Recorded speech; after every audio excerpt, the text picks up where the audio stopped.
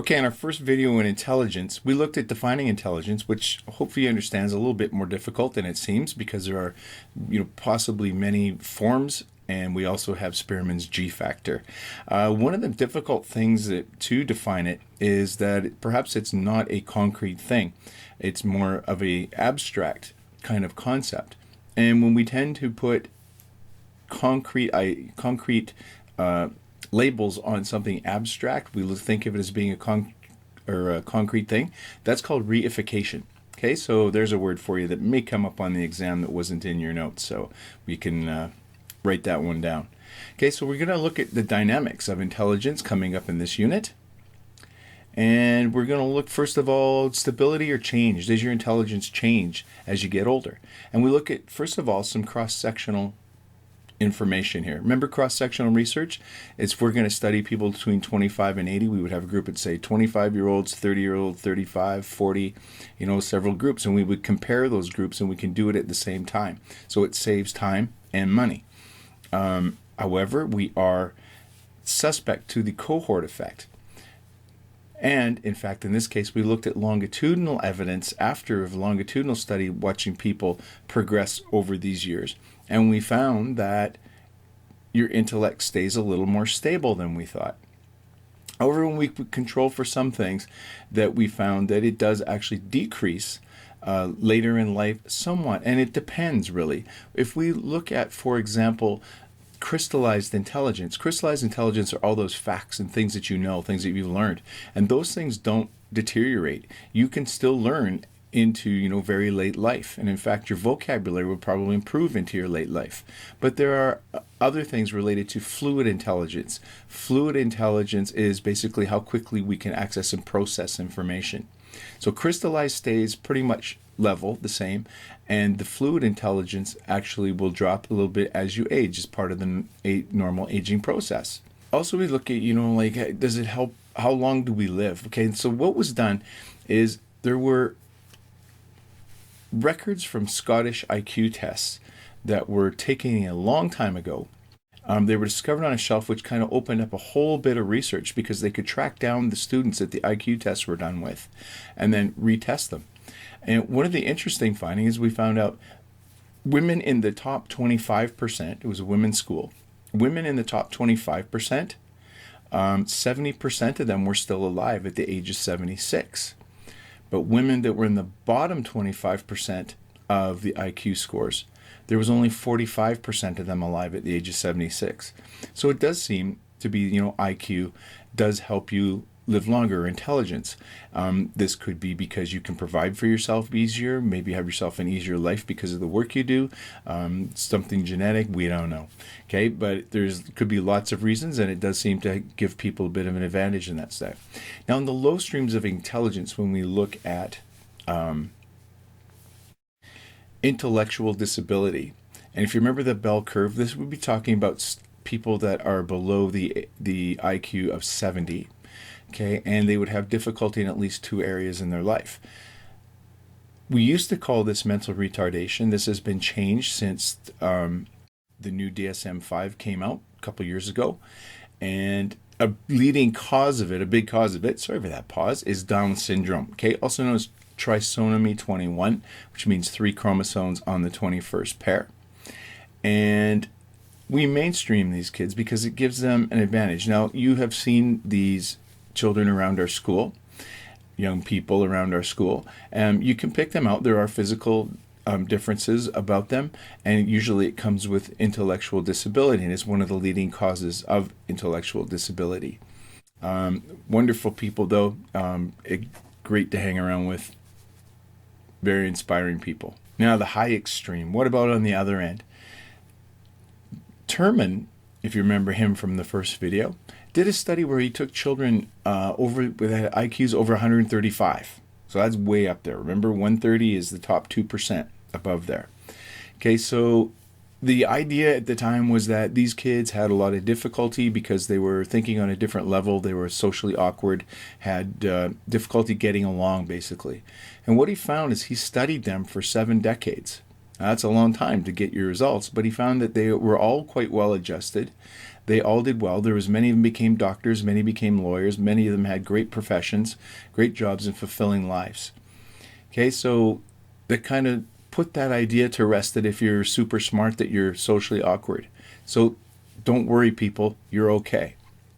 Uh, when we look at our schools too, we put kids in gifted programs, which is, we try to give them the best environment for them to learn in, where they might be bored in regular classwork.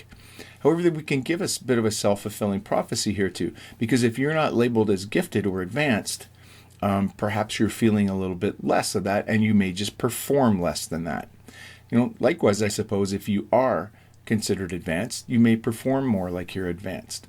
However, it's important to give, appropriate development placement, but we must be careful of the labels we put on it and the feedback that we're giving people. We don't want them to live up. We want to have high expectations of people, especially young people, so that they will strive to do their best and it doesn't get in their way through self-fulfilling prophecy. So our influences on intelligence. First of all, we look at identical twin studies, because this is how we look at heritability and genetic influence. When identical twins take a IQ test and we look at them, it's almost like that same person just took that test on different days. They score very similar. There's quite a high correlation between them. Now, if you remember what heritability means, is the idea that we explain the differences amongst the population with the heritability factor. So I think the example we used earlier was our height is 90% heritability factor, which doesn't mean you get 90% of your height from your environment and 10 or 90% from your genes and 10 from your environment. What it means is we can explain differences in height amongst the population with that idea. Okay, so with intelligence, there does seem to be quite a correlation as far as the heritability goes with the identical twins. And we're looking at a heritability somewhere between 50 to 80%. Some will estimate it at 70%. But it's definitely genetic influence. And also supported by adoptive children studies. When we looked at children who were adopted out, put in this chart, that we find identical twins that are reared together have the highest correlation of test scores. Identical twins reared apart have very similar ones, but you can see as it goes down, it gives a little bit less evidence or a little bit more evidence to genetics with some environmental factors. When we remove the idea of being raised in different environments or try to remove that, and we look at children in the same family, the adoptive kids that are adopted out, will actually have IQs very similar to their biological parents by the time all is said and done. So there can be environmental influences along the way that may slow down that progress, but they will get there. Same with identical twins. They may have different scores on IQ tests when they are younger. However, as time goes by, that score becomes closer and closer, which really indicates that there's a lot of genetic influence. Okay, so we look at early influences as far as the environment goes. And we do know that, malnutrition, lack of contact, lack of attachment, all those things can interfere with intellectual development. A man named Hunt, researcher named Hunt, found a destitute Iranian orphanage with a lot of young children, like the age of 2, that couldn't even sit up. They were intellectually delayed because there was not proper care, there was not proper nutrition, and so on. So what he did is taught the caregivers how to interact with these young people, to give them some stimulation and help them out. And with this targeted type of training, especially working on language skills, these children, it was a huge success story in that orphanage, because for the first time, adoptions were happening on a regular basis. Okay, with your schooling and intelligence, we looked at early environments. There was a project called Project Head Start, and so what they did is take children from more impoverished areas and put them into school sooner. So they give them preschool or pre-kindergartner, and it would help them for a period of time, but their peers would catch up very quickly. And it really doesn't seem to make any difference. Just along the lines, it makes differences, the type of experience that our children have, but it doesn't make a huge experience difference because a lot of the other children will catch up, or it doesn't seem to change anything. When we looked at the IQs of kids that went through Project Head Start and the kids that haven't, there's really nothing to discern the two. They're like the same. Okay, so now how about genders and ethical or ethnic? Why do I say ethnic? Ethnic groups. How do they differ in ability and intelligence tests? Well, let's start with gender. Male or female, we'll narrow this down to, first of all, male or female. Okay, so who do you think scores better on tests of spelling? Well, it is female. How about verbal ability? Well, it is female. What about nonverbal ability? Well, it's female. How about sensation? Female. How about emotion detecting ability? Female. How about math and spatial aptitudes? Males. Yay, guys. And actually, guys, before you feel too bad about this, when we look at IQ scores of males and females, it's actually very similar. It's about the same. Okay, so there's nothing different. It's just in these areas that females seem to outperform males, and in math and spatial abilities, males seem to outperform females. Now, keep in mind, this is a general statement, so there's probably lots of females that could outperform the guys in math and spatial, and probably lots of guys that can outperform the average female in the other categories. But there are differences, obviously. Okay, so racial and ethnic similarities and differences. Similarities, when we look genetically, we're so genetically similar to a lot of, all the other races that are out there, and we're all kind of the same. Our genetics might dictate we have a different skin color. We tend to, as human beings, want to group things to make sense of our world. And it's not really much more than grouping. When we look at people, of different skin tone or different skin color, and we group them together, and because it helps us make sense of the world.